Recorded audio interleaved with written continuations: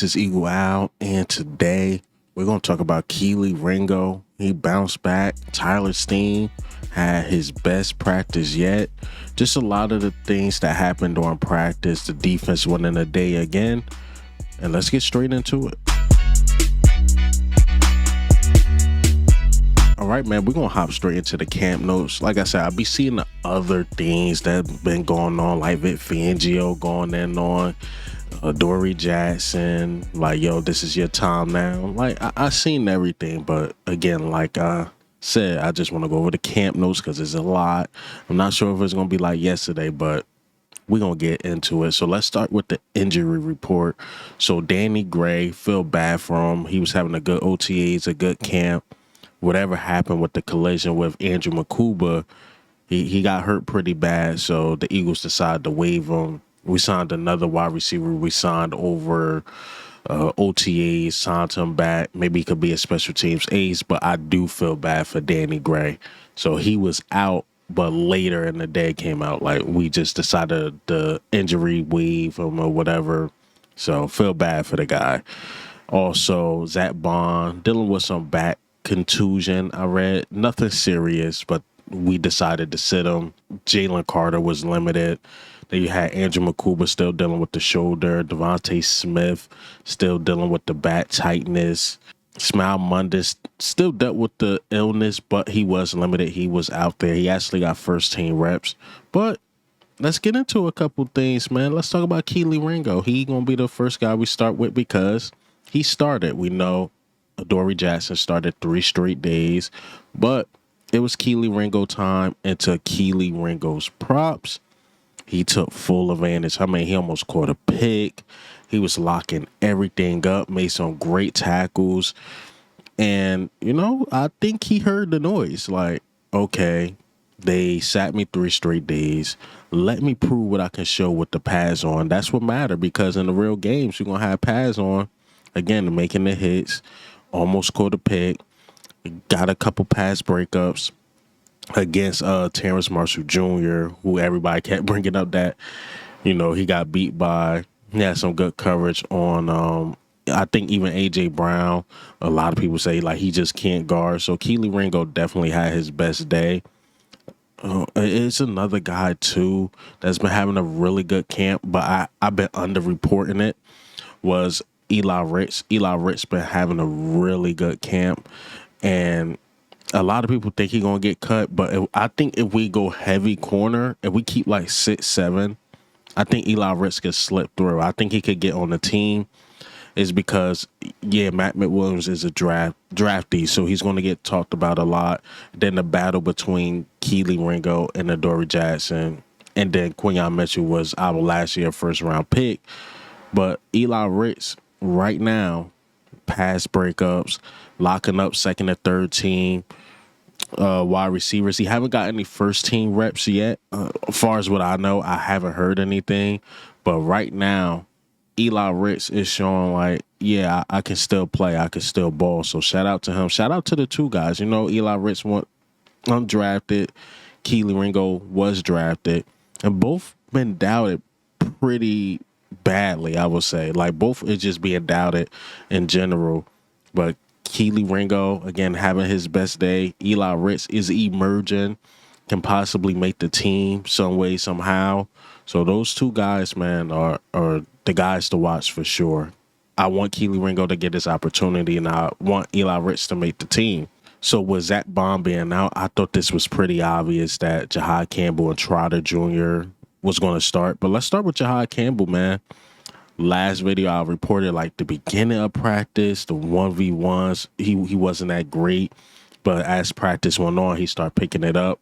That's what I reported last time. But this time, Jihaad Campbell was good from start to finish.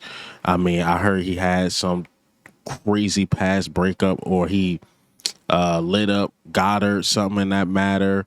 Like, yo, he was everywhere, stopping the run, good in the 1v1s.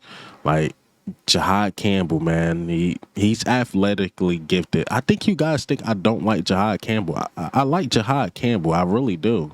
Like, I was very excited to get him. I thought we should have traded up and got him. We tried, actually, but we traded up one spot and eventually got him because he was the guy I was hearing that was going to possibly drop due to the injury. And that's what happened. So trust me, I'm happy to have Jihaad Campbell. So Jihaad Campbell keeps stacking them days. I know you're being reported on a lot. And what people know about me is that when I do the training camp videos, I try not to report too much on the like first round picks, second round picks, because they're going to get most of the reporting. That just comes with it. And that's why I've been mentioning. Let's get into Trotter Jr. Trotter Jr., another great day. That's the thing. That's the thing people not understanding. What y'all probably see on y'all feeds, a lot of Jihaad Campbell. But when y'all watch me, I'm saying something somewhat totally different. It's not that I don't see Jihaad Campbell, but I'm recognizing what Trotter Jr. is doing out there.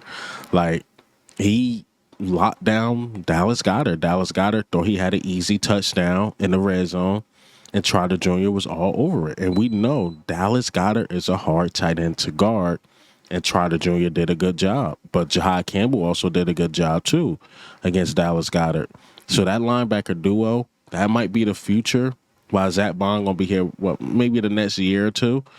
But Jihaad Campbell and Trotter Jr. look like a really good duo, like really, really good. So we got this somewhat linebacker factory, and then, Nakobe Dean didn't even come back yet. So, and I'm pretty sure Nakobe Dean, when he come back, he's going to be eager to play and give it his all too. So we got 4 solid linebackers right now. We got Trotter Jr. playing at a high level. Even, Vic Fangio, if you watched his press conference, he year 2, developed really, really well. I've seen it his rookie year. I'm like, man, he's sniffing out these plays, but he's not executing. But year 2, what it looked like now, he's sniffing out the plays and executing. So Trotter Jr. is a guy we have to watch during the preseason and see what happens, see with our own eyes. But right now, Trotter Jr. look really good. And of course, right now, Jihaad Campbell look really good. What I'm telling y'all is that I wouldn't be surprised if Trotter Jr. is the starter of starting the season, if he's the starter starting the season. So, yeah, man, those dudes are doing really, really good. Those dudes are doing really, really well for sure. Johnny Wilson, once again, had a couple drops. He did get some reps with the first team. I just don't know about Johnny Wilson, man. And I keep repeating myself anytime I mention Johnny Wilson.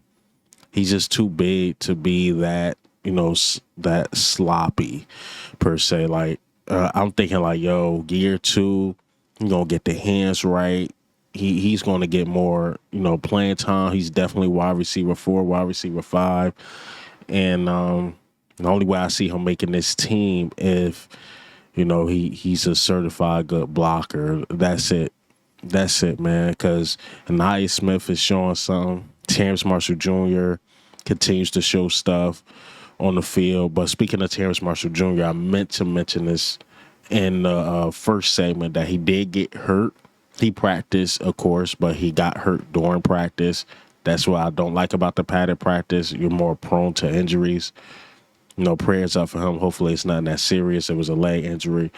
But back to Johnny Wilson, I just expected something different. I definitely did. But one of those things we'll see. Preseason, let's see what he bring. But all I could remember right now, Johnny Wilson, seeing with my own eyes, is he came in the Super Bowl and he was wide open and dropped it and never seen another down.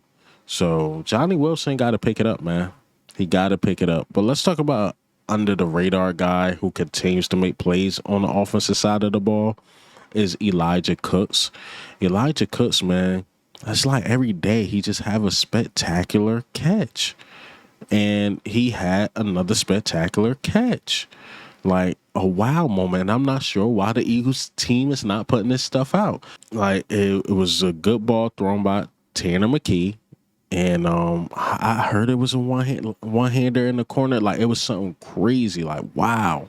So Elijah Cooks, man, he got a shot. He got a shot to be tight end 3. Again, I keep mentioning this to you guys. Tight end 1, tight end 2, Grant Calcaterra and Dallas Goedert. They're running off with that. But Elijah Cooks, if we keep 3, Elijah Cooks got a strong chance of making his team. And even if he don't or whatever, or we just keep 2, Elijah Cooks is going to be a practice squad player if he doesn't get picked up for sure. Because I know last year we kept 2, but, we had a couple on the practice squad. I'm not sure why we go light on tight end. And, you got a guy in Dallas Goedert who almost guaranteed to miss 4 to 5 games. I think we should keep 3. And I think Elijah Cooks should be that 3rd guy for sure. Another under-the-radar guy I want to talk about is Montrell Johnson. Is he still under the radar? Because I see a lot of people mentioning him now. He's stacking these. That's what I'm going to say about Montrell Johnson, the running back. He's stacking these. He's one of those guys we have to see ball out during preseason to solidify a spot, to at least solidify a practice squad spot. Because what I'm hearing, man, that the past, it was nothing different. I mean, he played out of his mind. I heard he got popped by Jihaad Campbell, but he played out of his mind, did what he was supposed to do, and again, just stack the days. He just got to keep stacking days, win after win after win after win. I want to say he can't afford a bad day. Maybe he can because he had so many good days in a row. But right now, man, he's looking good. And he's the guy that's pushing Dylan. I don't think A.J. Dillon gets cut, but he's pushing him. He's definitely pushing him. It's some real competition right there for sure. Let's talk about Jalen Hurts a little bit. Jalen Hurts, bounce back day. We know it was like 95 degrees. Eagle Eye, I do got on the jacket because it's 95 degrees outside. But my house, my wife like to keep it cold, so it's like 50 degrees in the house. But look, Jalen Hurts, hot day. He spoke on the podium like, look, he said something like fatigue make cowards out of all of us or something like that. And I got to give him props. 11 to 17, a touchdown. I know Elliott Shore Parks like the grade and stuff like that, gave him a B. He said the problem wasn't Jalen Hurts. The problem was nobody was getting open. And this is the point, or I want to make this point, is that this is when you miss like a DeVonta Smith.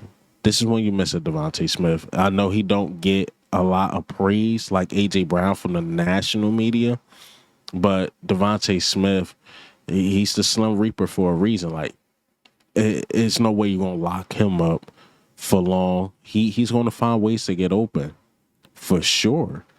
Like, he's one of the best route runners in the game. So I want to cut the offense some slack on that. And then another thing is that the defense should be ahead of the offenses because they going into year 2 of it. Fangio, I know Kevin Patullo been with us for years, but this is Kevin Patullo's plan. This is not Kellen Moore's plan. So the offense, is starting a bit slow. I want the offense to win a day now, but the defense is doing the defensive things. But let's stick to the offense, man. Let's talk about Tyler Steen. Tyler Steen, I know you guys think I hate him, but can't front. He got a day. Remember, I kept saying Montrell Johnson and these guys beating up on him. Not today. Well, not yesterday, I should say. Not yesterday. Tyler Steen had a great practice for sure.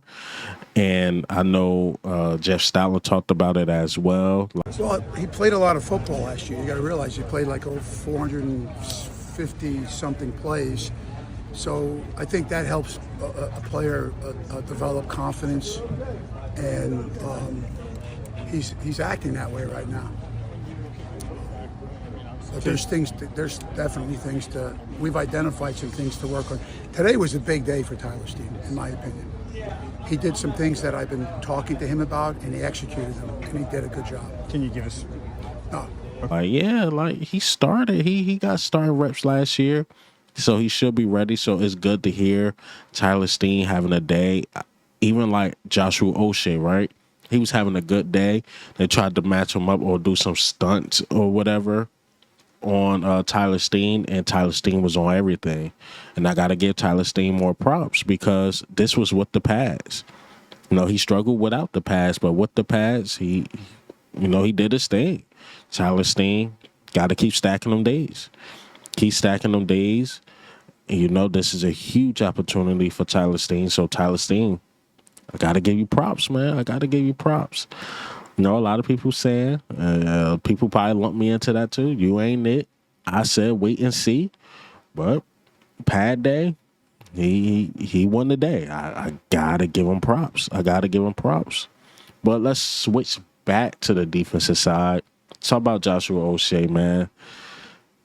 He got the nod. And I don't know why I forgot a couple guys, but Nolan Smith didn't practice either. So it was Jalen Hunt, and they went with Joshua Uche as the starter. And I can't front. Uche got the best of Lane Johnson, got a strip sack on Hurts, got a sack on Tanner McKee. He was everywhere, stopping the run, had one of his best days. And that's what you hope for. You hope for guys like him. I think the word of, or the phrase of this video is stack the days. Joshua Uche got to stack the days. Vic Fangio mentioned, like, yeah, it's Nolan Smith and Jalen Hunt, but everybody else, man, on that same level, which is not bad, but it's not great either.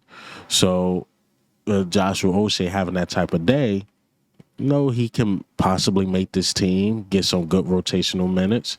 So shout out to Joshua Uche. I want to talk about Smeal Mondon a bit. He's a rookie I haven't talked about too much, but it was interesting that he got some first team reps out of all the linebackers. Of course, it was Jihaad, Campbell, and Trotter Jr. But the only guy that rotated in with the first team was Smeal Mondon, not the other guy. So Smeal Mondon, here looking good, looking great, to the point where he had, or he earned, I won't say had, he earned first team reps. So Smeal Mondon, man, it's really good. I see him right now as a special teams ace, but for him to get first team reps this early, especially being like, you know, what, fourth round pick, if I'm not mistaken, or maybe even later than that, but to get first team reps is really good for Smeal Mondon. Not to go too hard on the offensive side too. I heard it was a lot of penalties, man. The offense was just undisciplined in general. Like I mentioned with Jalen Hurts going 11-17, him having his best day. But the offense was terrible with the holes, and it was just bad. It was bad offense, man. We got to find a way, find a rhythm. I know Jalen Hurts mentioned, like, you know, we just trying things right now. But the ref even came out and said, like, yo, I never tossed this many flags ever. Like, my arm hurt from tossing so many flags. So that gave you an idea how, like, the offense went and how practice went for the offense. It just wasn't that great while Jalen Hurts did his thing, while Tyler Steen did his thing. The offense wasn't that great. I can't go this video without forgetting this guy, man, ShunDerrick Powell. Smaller running back, supposed to be like a speedster, Darren Sproles type, and he had a great day. He stacked the day. He had a great day, looked good, and look, I like my UDFAs, man. But right now it's Montrell Johnson, who's the best UDFA we signed. But ShunDerrick Powell, this was a day he needed. It was a day he needed. Had the pads on, looked fast, looked good out there. So, ShunDerrick Powell, shout out to you. I got to talk about this lineman. I keep forgetting to mention him, and this is a bad thing because I've been on Tyler Steen head. We know Cam Jurgens been limited. So, who's been replacing Cam Jurgens? That is Bret Toth. Bret Toth has so many bad snaps, man. Don't make any sense. I don't get the Toth thing, why the Eagles like him so much. I'm not a big fan of Toth at all. Maybe he's just our best option, but he didn't look good. Bad snaps. And you know, with bad snaps, it stopped the flow of the offense because now Jalen Hurts got to worry about getting the ball. And, you know, the defensive lineman could be there within like 3 seconds. So Bret Toth gotta get it right. He gotta get it right, man. I thought this was one of Reed Blankenship's as well. Again, I don't like to talk about the bigger names when it comes to training camp, but I thought it was one of his better days. He forced a fumble on A.J. Dillon. He popped Saquon Barkley. Like, he was all over the field. And Reed Blankenship, we know what he's about for sure. a couple years ago, I was talking about Reed Blankenship, how I talk about the other UDFAs. But now Reed Blankenship solidified, so I try not to talk about him too much. But I thought he was like one of those standouts on defense. Like, yeah, like he had one of those days, man. Like he made it uncomfortable in the pass game. He made it uncomfortable in the run game as well. So Reed is Reed. Feel like this is a running back video, but we gotta talk about Will Shipley as well. Will Shipley, you know, he's coming off like he could be like one of those running backs you could put in the slot or just on passing downs, and he can make things happen. He caught a touchdown, I believe, today. The touchdown went to him, and him just catching the ball in general. Like, if you go over like my past videos, Will Shipley has been like in the passing game heavy, and he's starting to stand out. He's starting to stand out in the pass game. Will Shipley, look, RB2, man, because I told y'all AJ Dillon fumbled today. It ain't looking good for AJ Dillon, but RB2 looking like Will Shipley all the way, man. But I wanted to talk about this last thing. One last thing is Ty Robinson. I thought he had one of his better days. He had a tip ball, got a couple pressures. You know, honestly, when he had his bad day, and a lot of people reporting on that was against the starters, against Jordan Mailata, but against like the second team, third team, and sometimes even on the first team, he gets his wins for sure. You just see like with Ty Robinson, he got the natural strength and he could overpower some guys. He got away with that in college. What he's finding out in the NFL level, it's just not that easy for sure. But once he developed the moves and just develop in general, you will get the best out of Ty Robinson. So it's still some development there for sure. But I thought he had one of his better days. That's all I got for you guys today, man. Another long video for you guys. You know, they got off today, so I will probably go back and go over some things, make a video about, you know, what Jalen Hurts was saying, what Vic Fangio. Just be on the lookout for that. So the next video you guys see me drop won't be about camp because they had a day off. But this is Eagle Al, man. I'm out.